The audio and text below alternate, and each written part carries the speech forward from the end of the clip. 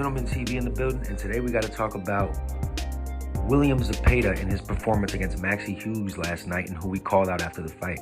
I was really impressed with William Zepeda last night because he showed that he knows how to put the pressure on an opponent, and he really comes forward, and the man throws punches and bunches. He's like another Jaime Munguia, but in the lightweight division.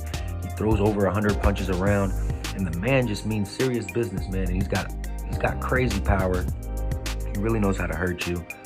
That's why he's 30-0 with 26 knockouts. I do think that his resume, he doesn't really have any big names on his resume. I actually think Maxi Hughes was the best name on his resume, and he was able to get him out of there within the first 5 rounds. So I was impressed with William Zepeda.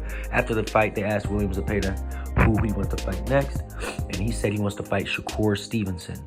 Now, you guys know my opinion on Shakur Stevenson. I think he's one of the best fighters in boxing, and there are levels to the game of boxing. One thing I noticed about William Zepeda is that he's very easy to hit, and he's not very tricky. He's very simple to figure out. He's your prototypical Mexican fighter who comes forward to fight in a war, and he's coming to take your head off. I think a guy like Shakur Stevenson, who's one of the best boxers in the game, who knows how to use his jab and really control the fight with defensive prowess, I think he's going to frustrate William Zepeda all night. William Zepeda's relatively slow. Even though he has the power, he's really slow.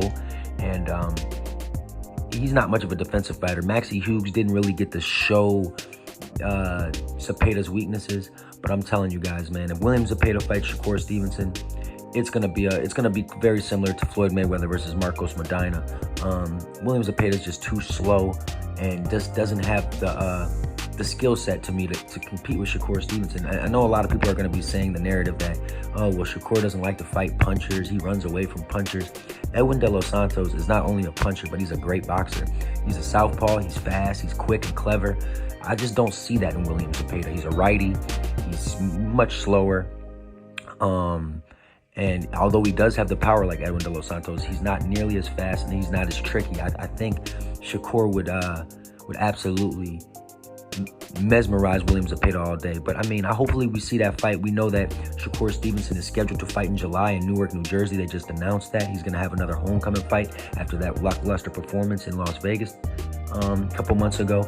So this would be a perfect homecoming fight. Fight a big name in your hometown, a guy that everyone's been hyping up, especially Oscar De La Hoya and William Zepeda. And let's make it happen. William Zepeda versus Shakur Stevenson. I think it's a great fight for the summertime.